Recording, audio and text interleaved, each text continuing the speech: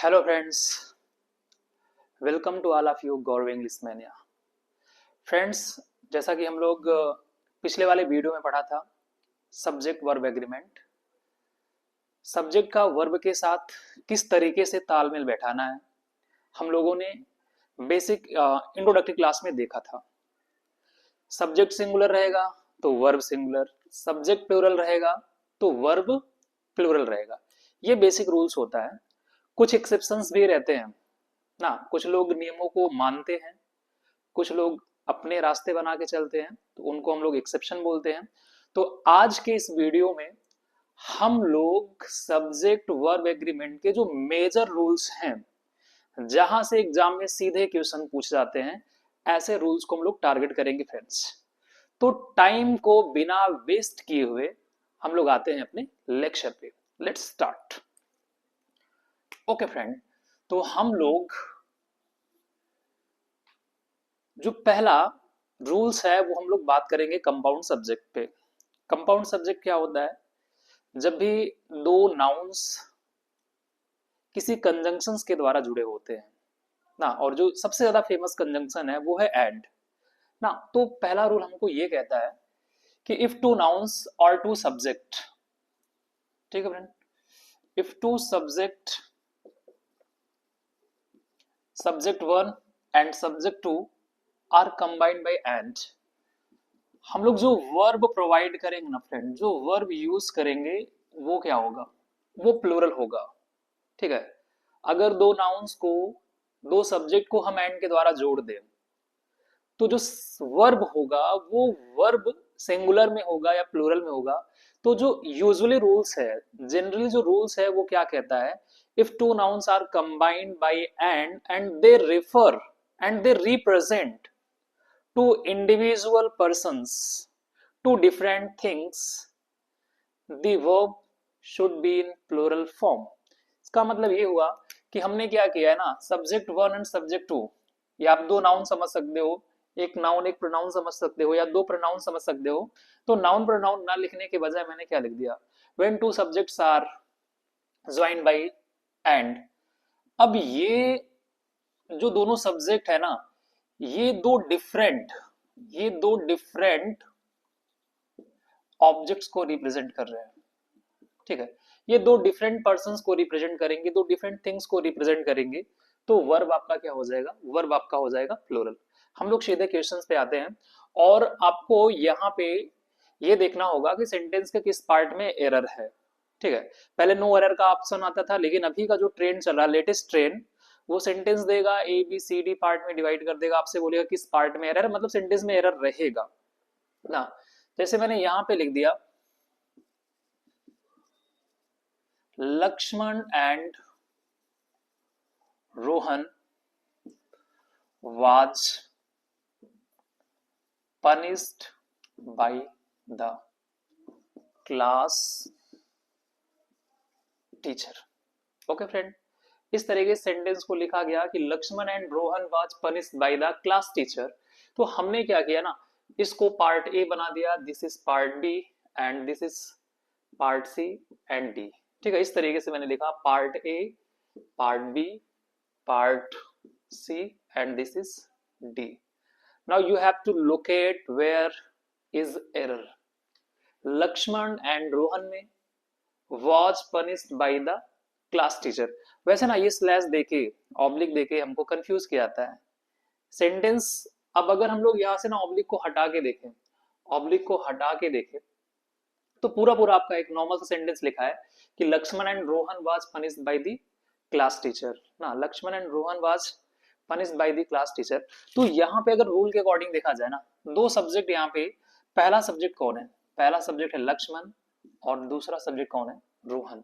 ये दो अलग अलग पर्सन को रिप्रेजेंट कर रहे हैं ना, दो अलग अलग पर्सन को रिप्रेजेंट कर रहे हैं।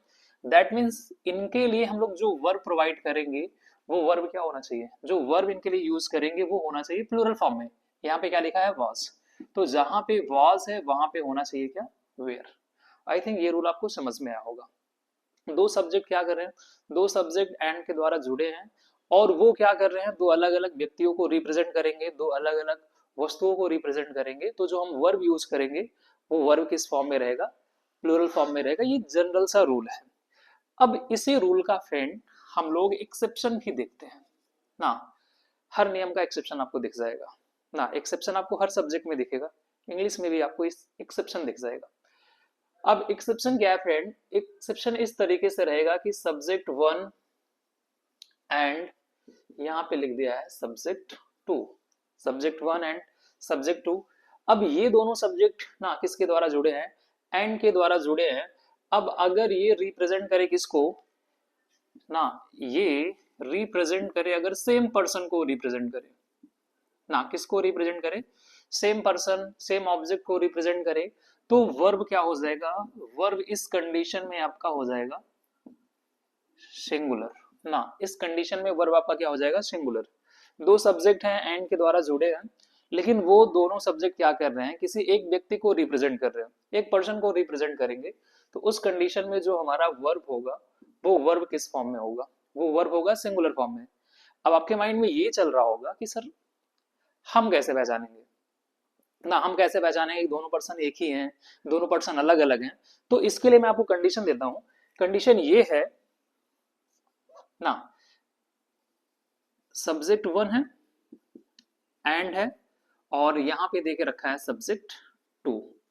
इस कंडीशन में क्या होगा फ्रेंड? पहले वाले के साथ डिटरमाइनर्स लगा है ना। पहले वाले के साथ क्या लगा होगा? पहले वाले के साथ डिटरमाइनर्स लगा होगा और दूसरे वाले के साथ डिटरमाइनर्स नहीं है। पहले वाले के साथ डिटरमाइनर है, दूसरे वाले के साथ डिटरमाइनर नहीं है। तो ये क्या हो जाएगा? यहाँ पे जो वर्ब होगा वो क्या होगा? सिंगुलर वर्ब होगा। दूसरा कंडीशन ये है कि सब्जेक्ट वन और यहाँ पे एंड फिर देके रखा है सब्जेक्ट टू। अब क्या होता है फ्रेंड? दोनों के पास डिटरमाइनर है ना। दोनों के पहले क्या यूज करा गया है? दोनों के पहले अगर डिटरमाइनर का यूज करा जाए तो ये क्या करते हैं? दो अलग अलग ना, दो अलग अलग ऑब्जेक्ट को रिप्रेजेंट करेंगे। तो उस समय जो वर्ब होगा वो कैसा हो जाएगा? उस समय जो वर्ब होगा वो हो जाएगा प्लूरल। तो अभी आपको लगेगा सर अभी एक रूल बताया फिर उसका एक्सेप्शन आप बता दिए, चीजें कैसे समझ में आएंगी? समझना पड़ेगा। यहाँ पे दो सब्जेक्ट है एंड के द्वारा जोड़ा गया, दो अलग अलग व्यक्तियों को रिप्रेजेंट कर रहे हैं, प्लूरल वर्ब। दो सब्जेक्ट एंड के द्वारा जुड़ा है, पहले वाले के साथ आर्टिकल है, दूसरे वाले के साथ आर्टिकल नहीं है, मतलब एक है, सिंगुलर वर्ब। अगर दोनों सब्जेक्ट के पहले क्या है? दोनों सब्जेक्ट के पहले अगर आर्टिकल या फिर डिटरमाइनर्स का यूज किया जाए तो वर्ब क्या हो जाएगा? प्लूरल। अब एक कंडीशन ऐसा आएगा जब किसी के साथ भी डिटरमाइनर का यूज नहीं रहेगा, तो उस कंडीशन में क्या करेंगे? सबसे पहले इस बात को हम लोग समझ लेते हैं कि दो सब्जेक्ट एंड के द्वारा जुड़ा है, वो सेम पर्सन को रिप्रेजेंट करेगा, तो वर्ब क्या हो जाएगा? सिंगुलर। आइए कुछ एग्जांपल से समझते हैं, ठीक है? ओके फ्रेंड्स, आई थिंक ये आपको समझ में आया होगा। चलिए लोग आगे कंटिन्यू करते हैं।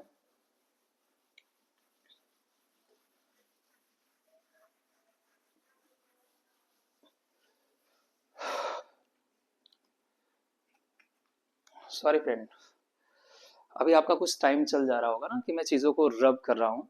Actually I don't have digital board, smart pan, flat panel. कुछ टाइम में हो जाएगा तो ये दिक्कत नहीं झेलनी पड़ेगी। तो चीज़ें इक्वेशन ऑलरेडी एग्जिस्ट करेगा बोर्ड पे, हम लोग आसानी से चीज़ें कर पाएंगे। फिलहाल ये भी कोई मजबूरी नहीं है। आप ऐसा समझो कि आप क्या कर रहे हो ना, आप ऑफलाइन क्लास पढ़ रहे हो एकदम सामने व्हाइट बोर्ड पे। ठीक है, स्टार्ट करते हैं।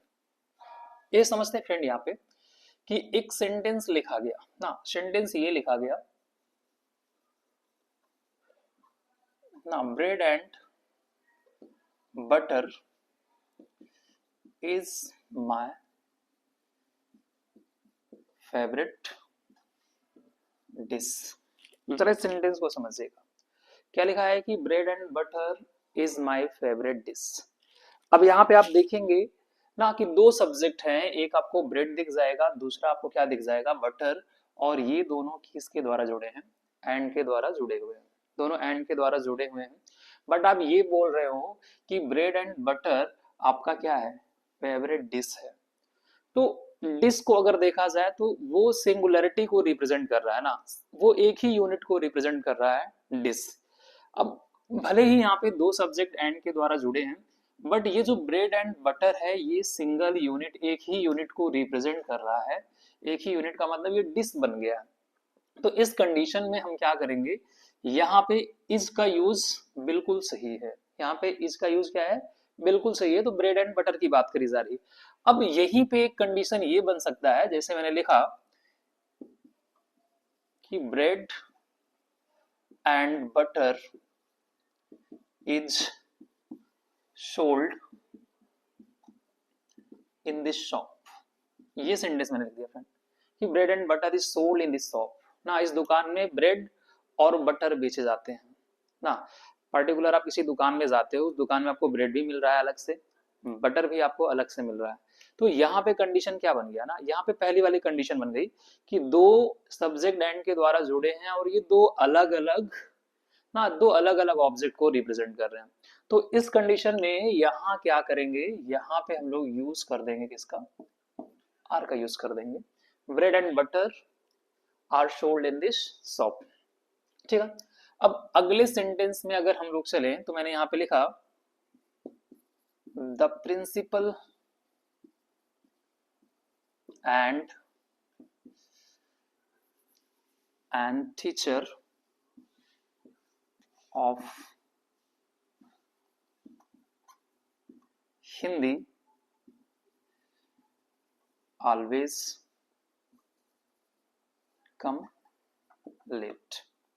इस सेंटेंस को जरा समझिए, क्या लिखा गया, the principal and teacher of Hindi language, so ये हिंदी, ऑलवेज कम लेट ना। तो ये कहा जा रहा है कि प्रिंसिपल और हिंदी के टीचर हर समय देरी से आते हैं। अब फ्रेंड यहाँ पे आर्टिकल का लोचा है ना, आर्टिकल का लोचा है। कैसे आप समझेंगे, तो मैंने आपको ये बताया था कि when we have two subjects ना, when we have two subjects and they are joined by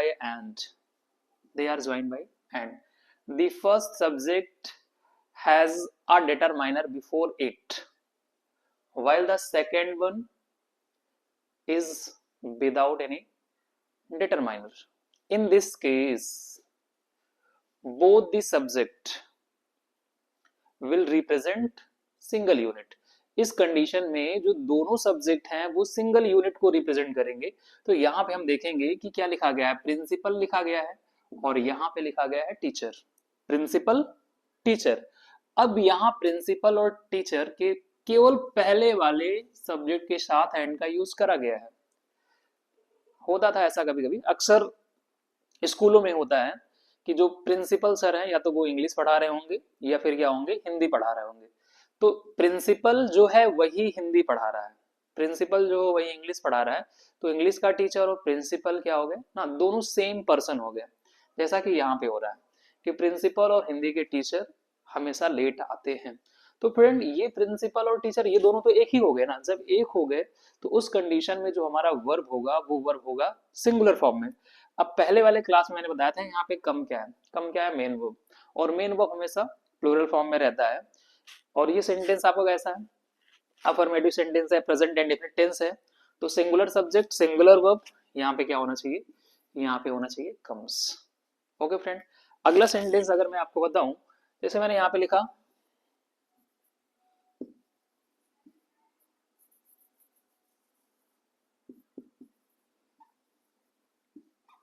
the guide and my friend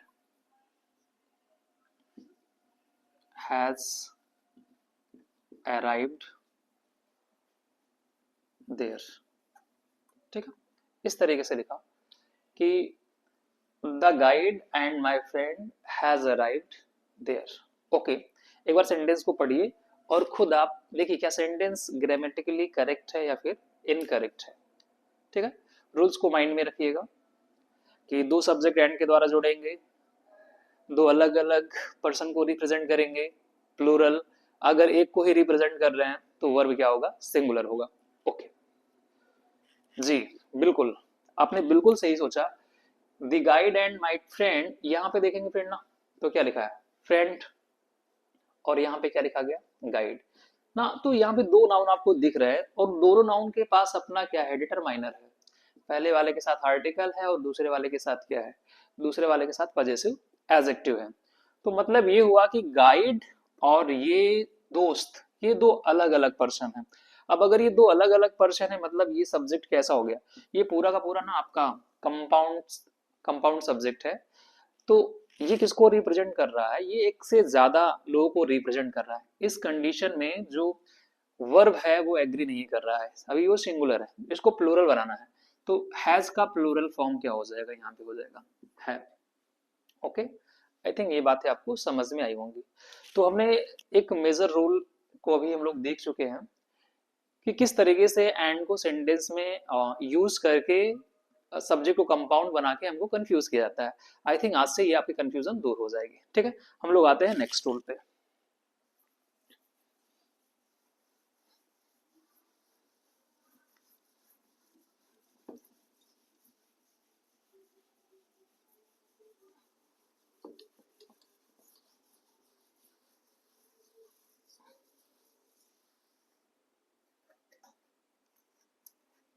okay friend, अब जो मैं रूल लिखने जा रहा हूं, ये रूल काफी इंपॉर्टेंट है और यहां से एग्जाम में एज इट क्वेश्चन आते हैं। ठीक है दोस्त, तो देखते हैं हम लोग।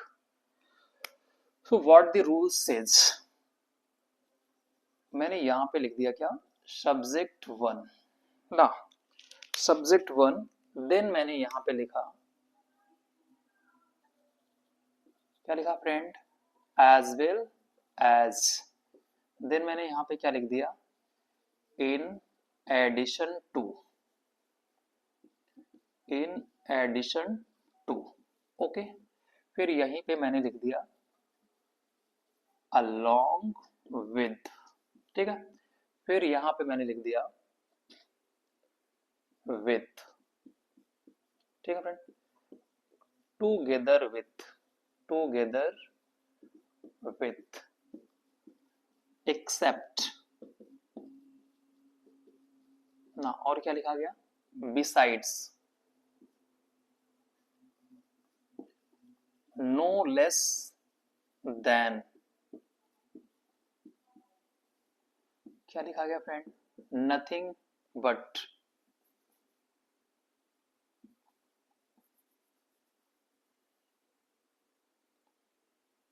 accompanied by ना, क्या लिखा गया, accompanied by, और यहीं पे फ्रेंड मैंने एक लिख दिया and not ना, क्या लिखा गया, and not, then we have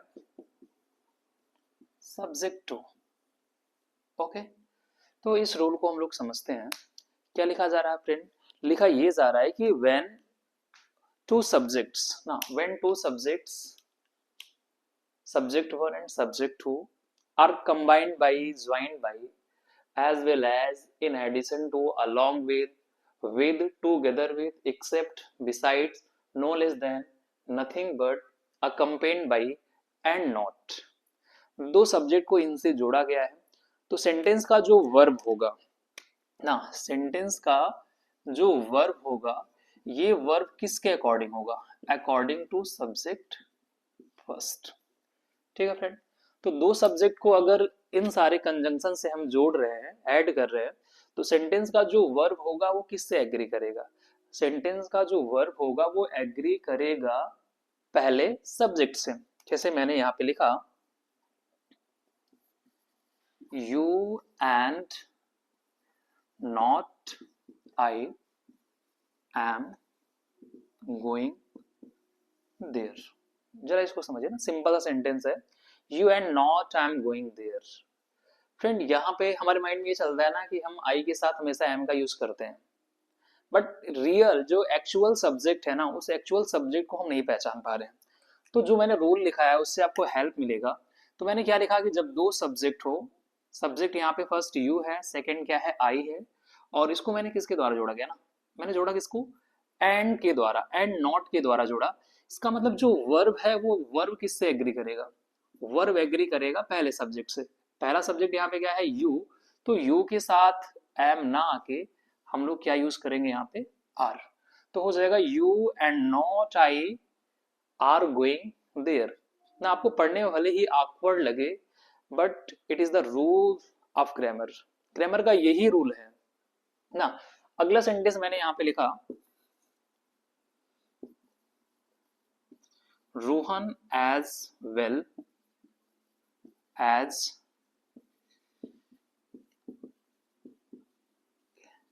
his friends were going to the cinema। ठीक है फ्रेंड, तो ये लिखा गया कि Rohan as well as his friends were going to the cinema. कहां पे मिस्टेक है? ओ आई थिंक आपको समझ में आया होगा कि पहला सब्जेक्ट यहाँ पे क्या है, रोहन, और दूसरा सब्जेक्ट क्या है यहाँ पे, हिज फ्रेंड्स। इनको हमने ऐड किसके द्वारा किया, किसके द्वारा जोड़ा है, एज वेल एज के द्वारा जोड़ा है। मतलब जो सब्जेक्ट है वो किससे एग्री करेगा, सब्जेक्ट एग्री करेगा रोहन से, रोहन सिंगुलर, तो यहाँ पे क्या हो जाएगा ना, यहाँ पे हो जाएगा वॉज। आई थिंक ये रूल्स आपको समझ में आए होंगे फ्रेंड। ठीक है, बाकी की जो मेजर रूल्स हैं हम लोग नेक्स्ट वीडियो में देखेंगे। तो वीडियो ज्यादा लेंदी ना हो जाए इसलिए हम लोग दो दो चार चार रूल्स को देखते हुए चलेंगे। ठीक है फ्रेंड्स, तब तक आप इस वीडियो को एंजॉय करिए। और हाँ फ्रेंड्स, अगर वीडियो आपको अच्छा लगे तो प्लीज चैनल को सब्सक्राइब करना ना भूलें। Thank you.